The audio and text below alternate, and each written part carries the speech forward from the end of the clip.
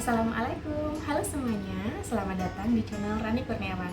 Di video kali ini aku mau sharing tentang gimana tips aku mencegah anakku bingung puting meskipun menggunakan dot sebagai media asing. Jadi sebagai ibu pekerja yang lebih kurang 10 jam berada di luar rumah untuk bekerja, aku menitipkan anak aku ke eyangnya. Dengan alasan gak mau merepotkan eyangnya selama aku tinggal, aku dan suami memutuskan untuk menggunakan dot sebagai media minum anakku selama aku tinggal kerja. Ketakutan anak bakal bingung puting tuh pasti ada ya, tapi alhamdulillah aku berhasil menyusui anakku yang pertama dan berhasil sapi di usia 2 tahun 1 bulan, dan anak aku yang kedua ini sekarang jalan usia 7 bulan masih menyusui. Jadi sebelumnya aku jelasin dulu ya tentang bingung puting ya teman-teman. Jadi bingung puting itu bukan bayi bingung dengan kayak tiba-tiba apakah ini puting, apakah ini bukan puting, ini puting apa, apakah puting ini dan ini berbeda. Jadi bukan kayak gitu ya teman-teman.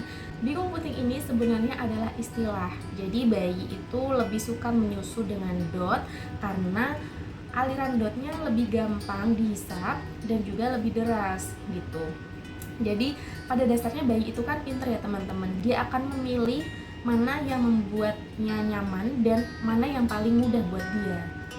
Nah, bingung puting ini sendiri, bayi lebih memilih untuk menyusu dengan dot karena lebih mudah mengeluarkan aliran susu daripada menyusu langsung dengan ibu. Ini dia cara aku untuk mengurangi resiko bingung puting pada anakku meskipun menggunakan media minum dot.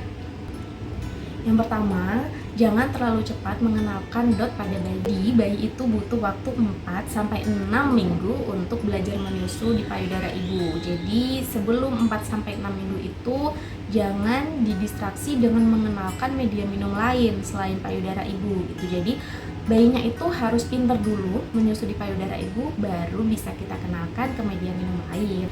Yang kedua, buat sesi menyusui itu lebih nyaman dan juga susui bayi secara langsung saat bersamaan dengan bayi.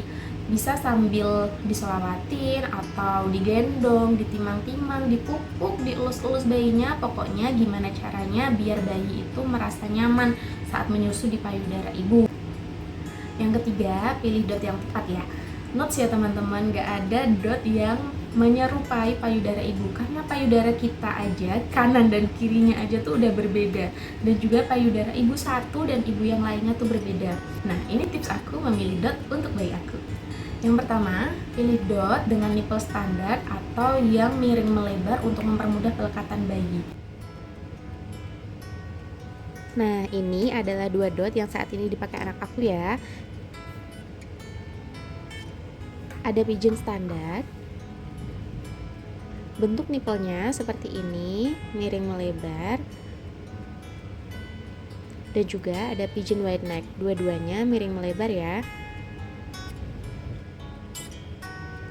Botol dengan bentuk nipel seperti ini memungkinkan bayi untuk melakukan pelekatan yang benar saat menyusu.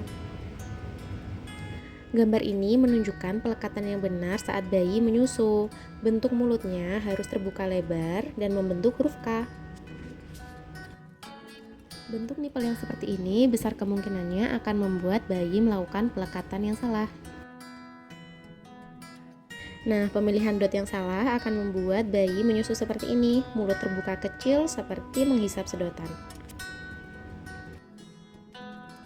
Pelekatan yang salah seperti itu saat nanti diaplikasikan saat nanti bayi berpindah dari botol dot ke payudara ibu dan masih menggunakan pelekatan yang mengerucut seperti itu, maka bayinya nanti gak akan dapat ASI yang optimal, makanya bayinya jadi menolak untuk menyusu di payudara ibu.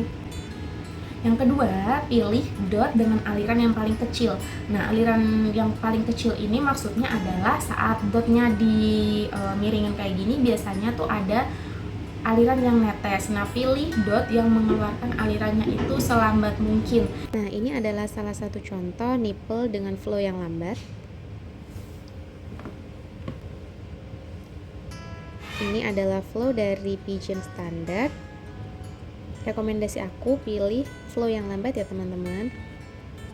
Nah, aliran yang deras itu biasanya membuat bayi lebih suka minum lewat dot.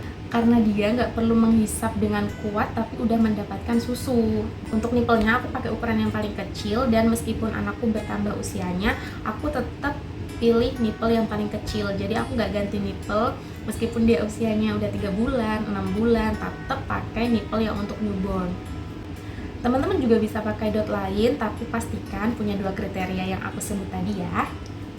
Tips yang keempat, segera kenalkan bayi dengan media minum ASIP yang lain. Bisa botol sedotan atau sippy cup. Kalau di anak aku yang pertama usia 6 bulan itu dia udah bisa pakai botol sedotan, jadi minum ASInya dia pindah ke botol sedotan tadi.